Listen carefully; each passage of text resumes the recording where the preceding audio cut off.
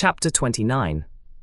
Macshane's malice. I am taken up and imprisoned for a spy. Morgan meets with the same fate. Thompson is tampered with to turn evidence against us, disdains the proposal, and is maltreated for his integrity. Morgan is released to assist the surgeon during an engagement with some French ships of war. I remain fettered on the poop, exposed to the enemy's shot, and grow delirious with fear. Am comforted after the battle by Morgan, who speaks freely of the captain, is overheard by the sentinel, who informs against him, and again imprisoned. Thompson grows desperate, and, notwithstanding the remonstrances of Morgan and me, goes overboard in the night. In the meantime the storm subsided into a brisk gale that carried us into the warm latitudes, where the weather became intolerable, and the crew very sickly. The doctor left nothing unattempted towards the completion of his vengeance against the Welshman and me. He went among the sick under pretence of inquiring into their grievances, with a view of picking up complaints to our prejudice. But finding himself frustrated in that expectation by the goodwill we had procured from the patients by our diligence and humanity, he took the resolution of listening to our conversation, by hiding himself behind the canvas that surrounded our berth.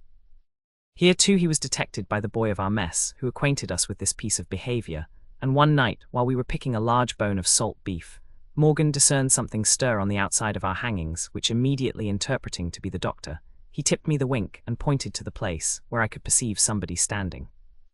Upon which I snatched up the bone and levelled it with all my force at him, saying, "Whoever you are, take that for your curiosity." It had the desired effect, for we heard the listener tumble down and afterwards crawl to his own cabin. I applauded myself much for this feat, which turned out one of the most unlucky exploits of my life, Macshane from that time marking me out for destruction. About a week after this exploit, as I was going my rounds among the sick, I was taken prisoner and carried to the poop by the master-at-arms, where I was loaded with irons and stapled to the deck on pretence that I was a spy on board and had conspired against the captain's life.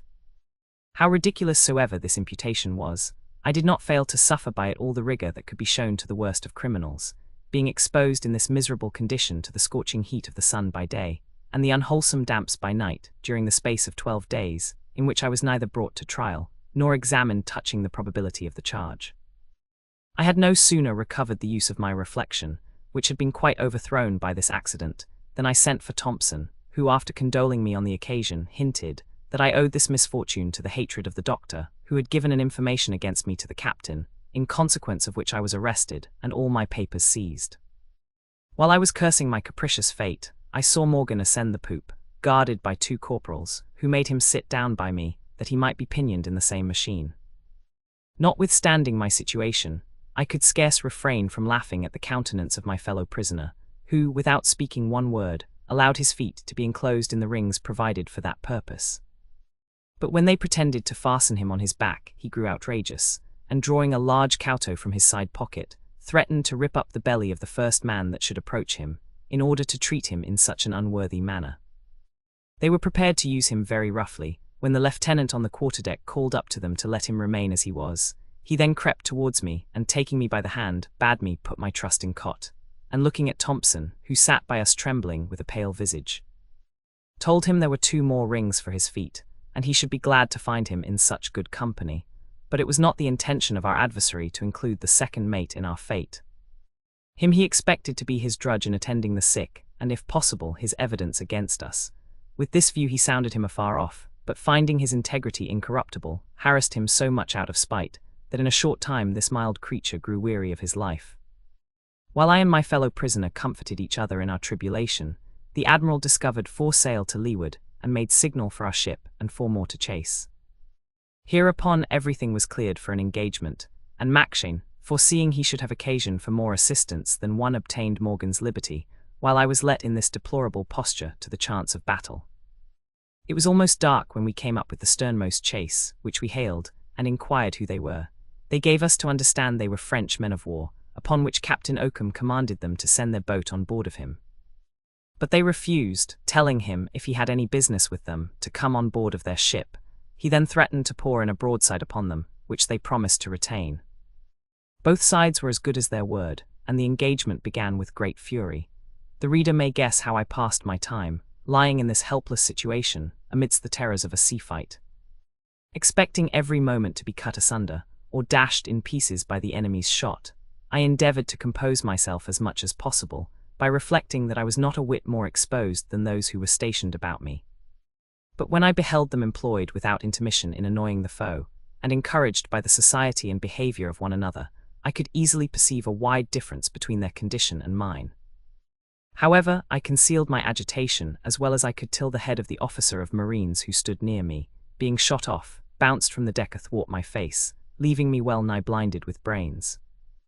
I could contain myself no longer, but began to bellow with all the strength of my lungs, when a drummer, coming towards me, asked if I was wounded, and before I could answer, received a great shot in his belly, which tore out his entrails, and he fell flat on my breast.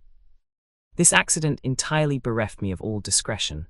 I redoubled my cries, which were drowned in the noise of the battle, and finding myself disregarded, lost all patience, and became frantic. I vented my rage in oaths and execrations, till my spirits being quite exhausted, I remained quiet, as insensible of the load that oppressed me. The engagement lasted till broad day, when Captain Oakham, finding he was like to gain neither honour nor advantage by the affair, pretended to be undeceived by seeing their colours, and hailing the ship whom he had fought all night, protested he believed them Spaniards, and the guns being silenced on each side, ordered the barge to be hoisted out, and went on board the French Commodore. Our loss amounted to 10 killed and 18 wounded, most part of whom afterwards died. My fellow mates had no sooner dispatched their business in the cockpit, than full of friendly concern, they came to visit me. Morgan, ascending first, and seeing my face almost covered with brains and blood, concluded I was no longer a man for this world, and calling to Thompson with great emotion, bade him come up, and take his last farewell of his comrade and countryman, who was posted to a better place, where there were no Maxins nor Oakhams to asperse and torment him.